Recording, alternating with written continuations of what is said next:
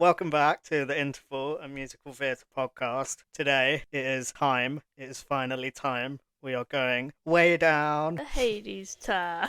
Thank you.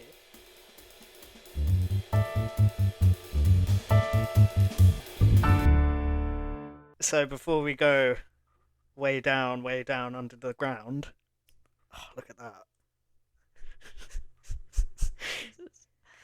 I'm sorry, I apologise in advance. This is what it's going to be like for the whole episode. Did you not enjoy that, Jess? No, I loved it. Would you like to tell everyone what Hadestown is and what it's about? Yes, so Hadestown, if you have been living under a rock and don't know what it is a musical inspired by the ancient Greek myth of Orpheus and Eurydice. It tells a tale of Eurydice, a young girl looking for something to eat. She's starving, she's lonely, she's struggling in life.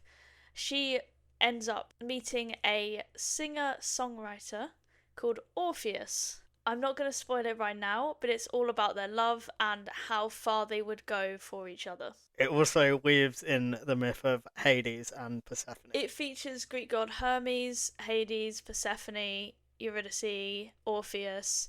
It's got all of these, if you're into kind of like Greek myth, it's got all of those big names, I guess, in it, mythological names.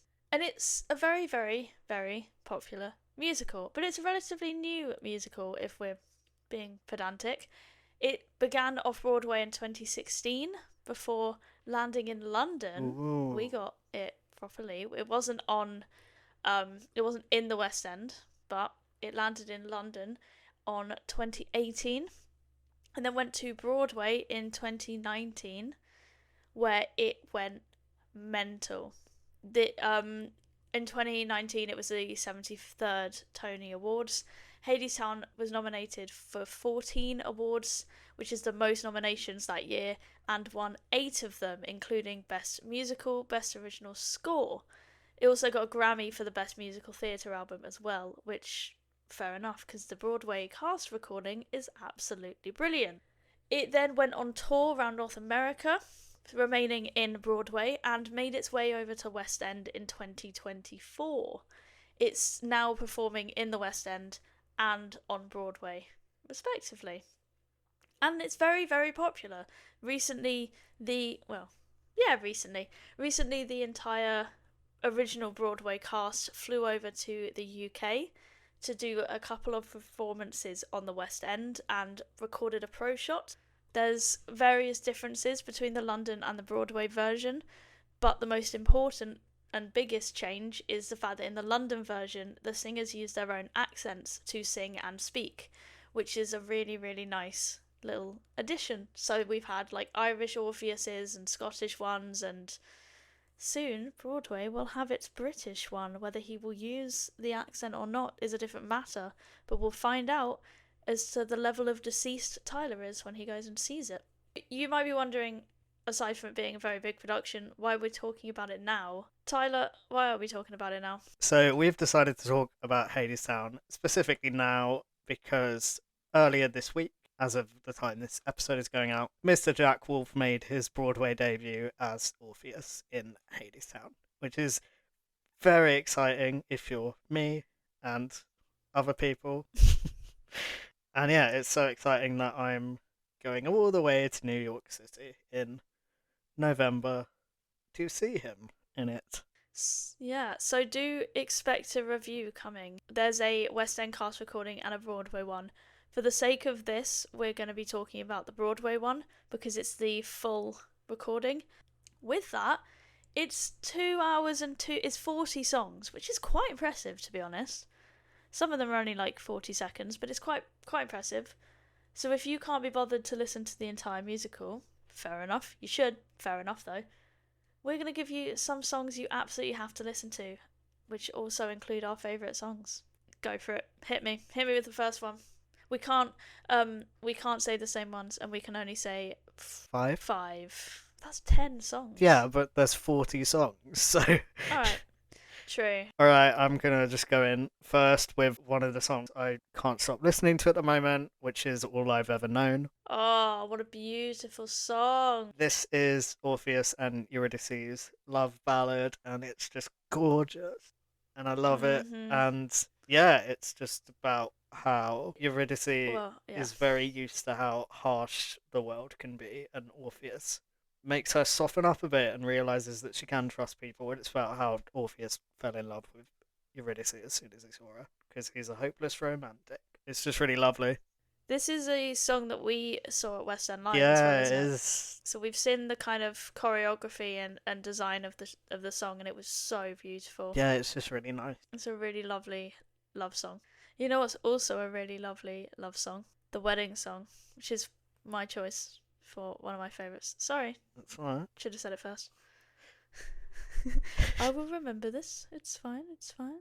Wedding song is basically it's the song that where Orpheus is kind of essentially pitching his love for Eurydice. He's saying that he might be poor, but he can give her so much just from nature and song and art. It's really pretty. It's very clever. He says about like rivers will break their banks for us, which is how they can afford a wedding because obviously banks are money as well.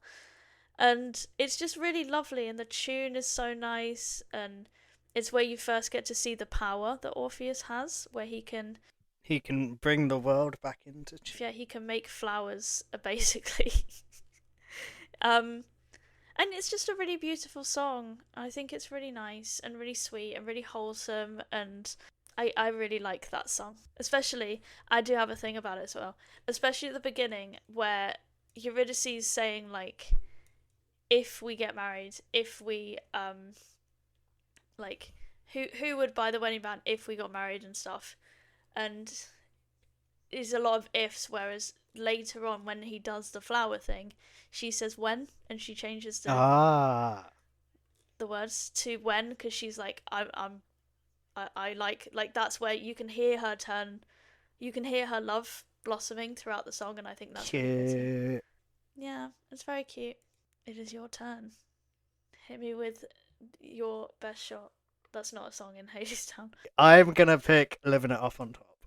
Oh, beautiful song. This song is so much fun. I really love it. It's a really fun sing along. It's one of the more upbeat songs. It's in a similar vein to Road to Hell. It's mostly sung by Persephone, but Orpheus gets to do a little sing song at the end. It's really To the cute. patroness of all of this.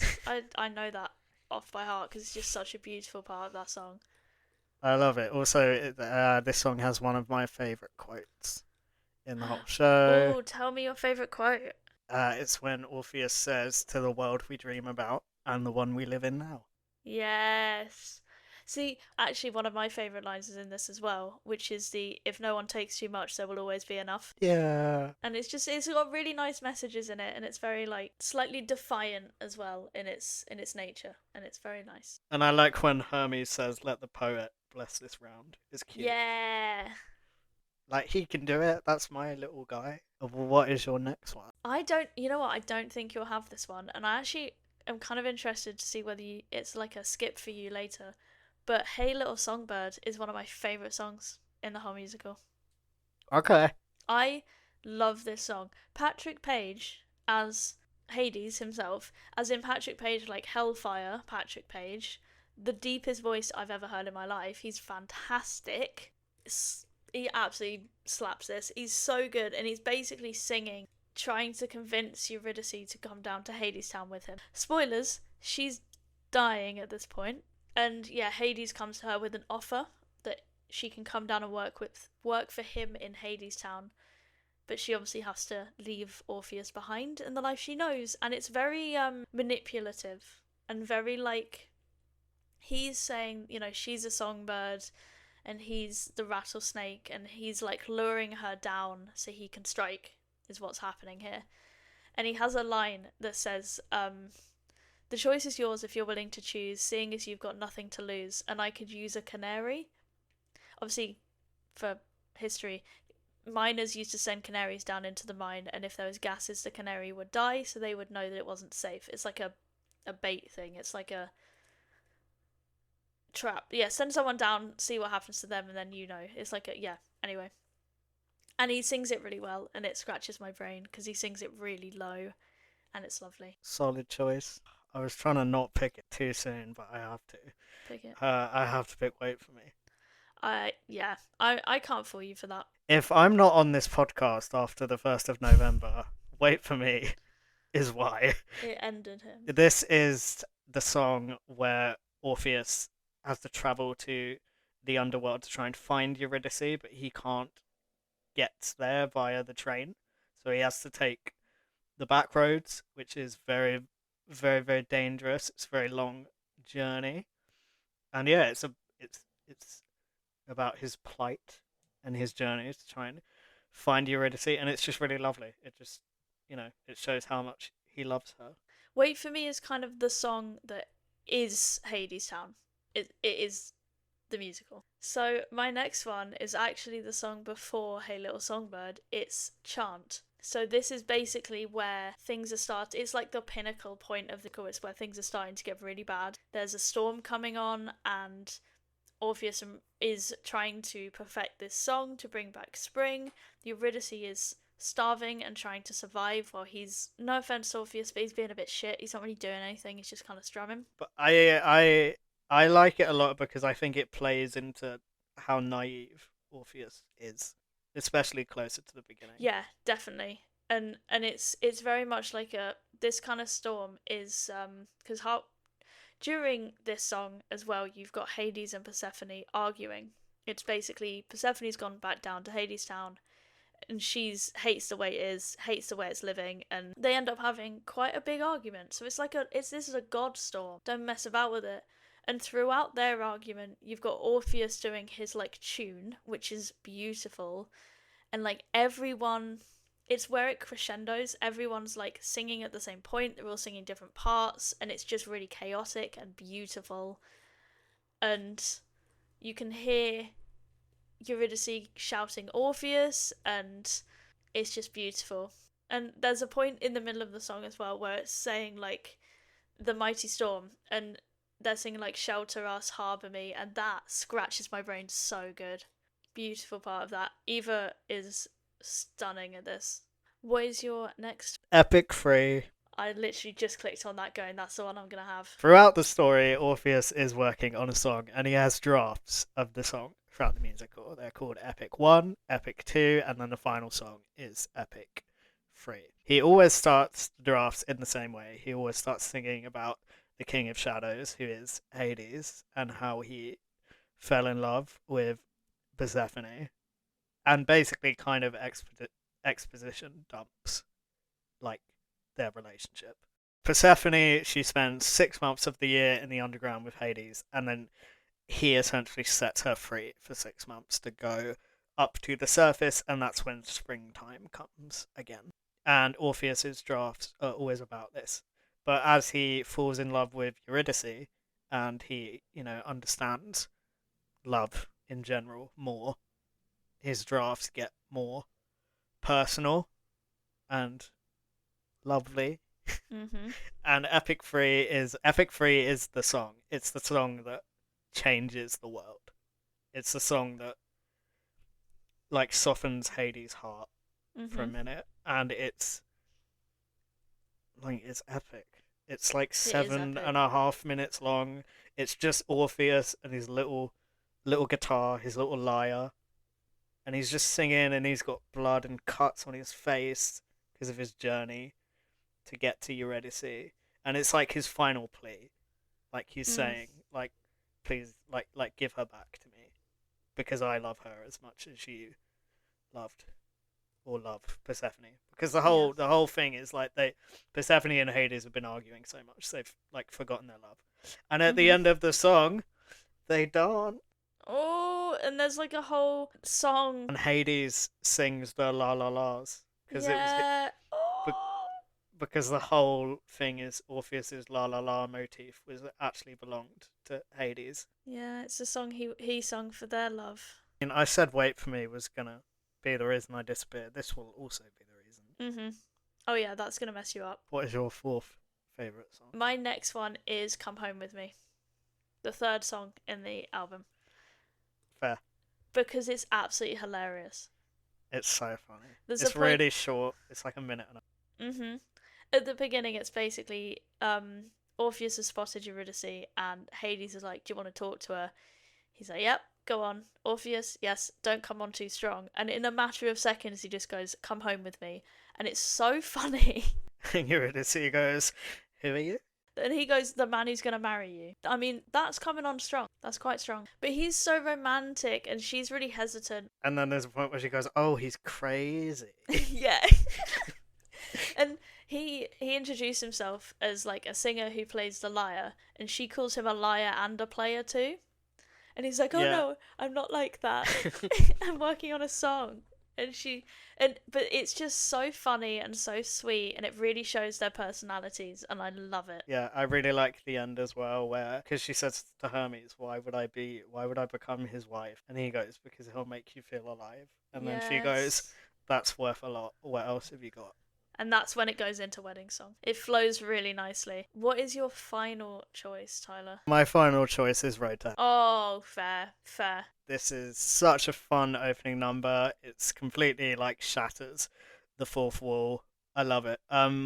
Essentially, if you go and see Hadestown, it's a little bit similar to Choir of Man, from my understanding, where the cast hover on the stage for about 5 to 10 minutes before the lights actually go down, including like Hermes. He just wanders on. Yeah, he's just chilling. And then he addresses everyone on stage, and then he addresses the audience. Right.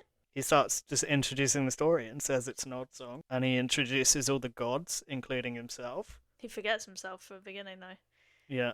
Silly boy.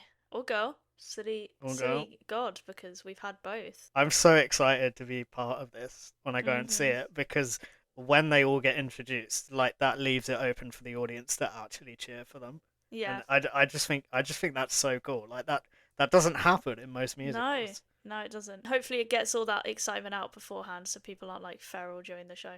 It's really fun. I love the bit where after he introduces the ensemble, he introduces the band, and they do that little I think it's the trombone player is just like going off on a little solo. And they say like you can tip your hats and your wallets.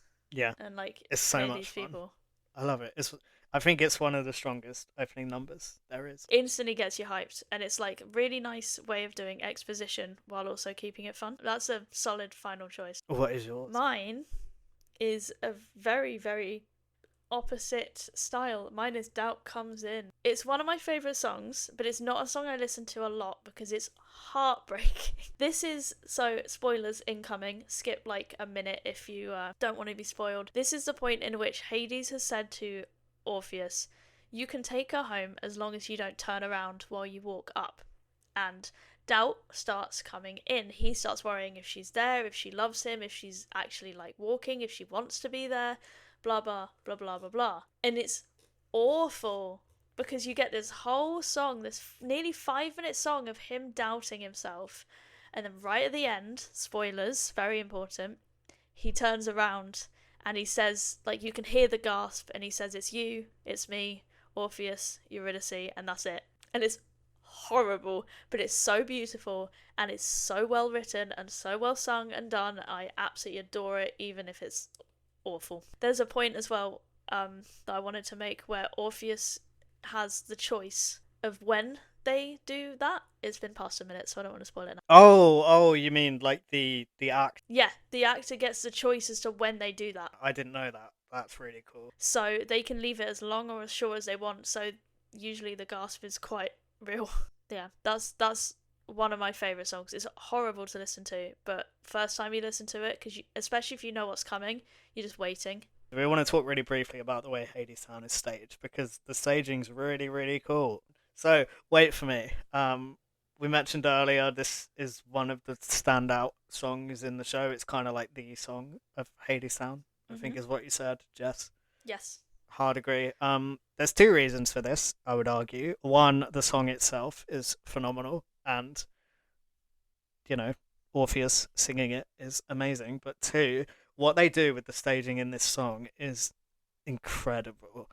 So, as Orpheus is weaving his way through the underground to get to Eurydice, the ensemble, they start swinging these like low hanging lamps. Like, this choreography, it like, I'm in awe of it, but it scares me. Like, if they're like a millimeter off, that poor boy is getting whacked in the head. Oh Like yeah. that's how close he gets to these swinging lamps. But also when you're sitting in the orchestra, they're literally going over your head, and there's all this fog. So you've got fog and lamps going over like the first. I think it's about the first 5 rows or so on, Wow. at least on Broadway. And to top it all off, the stage gets so much bigger. They literally push everything out, and Wow. it gets like twice the size because you realize like, oh wow, they haven't even been using like the full extent of the stage. That was all the staging I wanted to talk about. Basically, there's just some really phenomenal bits of staging in this musical. It's very well staged and very well costumed as well. Like it's really clever costume and everything. It's just a really beautiful show. Do you have anything you want to say about the fact that Jack Wolf is going to be Orpheus, i.e., like your dream person on your dream role, and it's just going to be amazing? Would I be lying if I said I wanted really wide-eyed, naive, yearny Orpheus from I mean, him? that would be so cool though. I would not be lying because I think he would do that wonderfully.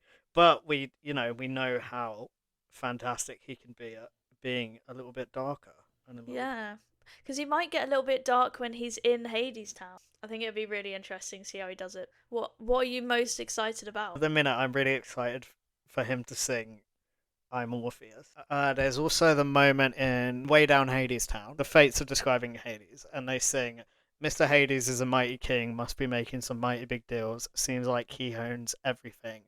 And this is the first time Eurydice is kind of seduced by the idea of like how much power Hades has.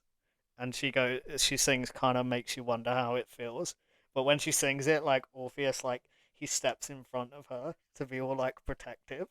Oh, I'm quite excited to see how he does that. You're gonna get a thorough review about Hadestown on Broadway, which is let's be honest, is gonna be 80% a review of Jack Wolf as Orpheus on Broadway. So there is one thing I'm most excited about with this actually.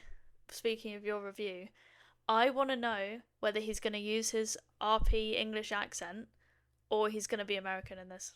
If he does, it's going to go mental. The crowds will go mental when he starts. Because Americans love an English accent. They will fall in love with Jack Wolf's Orpheus more so than most people believe.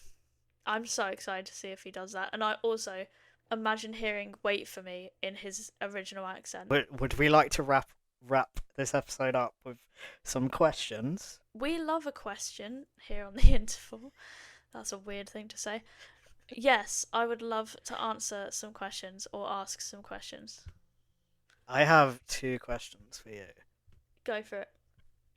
So when you first listened to the cast recording, did you think Wait for Me was the Act 1 closer? Yeah, I would have done. Because it's like not quite in the middle, but it's a good Act 1 closer. Yeah, me too. It's not though, is it? No, my second question is, do you think Wait for Me should be the Act 1 closer? Or is Why We Build the Wall, like, solid enough? Is Why We Build the Wall the Act 1 closer? Yeah. I think the Act 1 closer should be the end of a scene, not the beginning of one. Wait for Me is the end of a scene. He's exploring and he's getting to Hadestown. I don't want to see Hadestown until after the interval. So yes, Wait for Me should be the Act 1 closer. Why We Build the Wall should be the beginning, and it's strong as hell for a beginning of an Act 2 closer. Much more than Our Lady of the Underground. Sorry. What do you think? I mean, I'd agree. I just think even if you take out how good Wait for Me is as a song, I think the spectacle of what you've just seen with the lamps and the fog and the stage like literally morphing, bang, that's the end of Act 1. Yeah, I really do think Wait for Me should have been the Act 1 closer. I didn't know it wasn't, to be fair.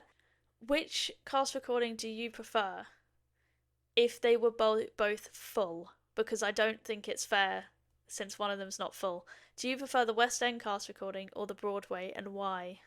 I don't know. That's really hard to answer because obviously they're not both full cast recordings. The accents in the West End version, I definitely prefer, but I think like like the original Broadway cast recording is kind of just a masterpiece. So.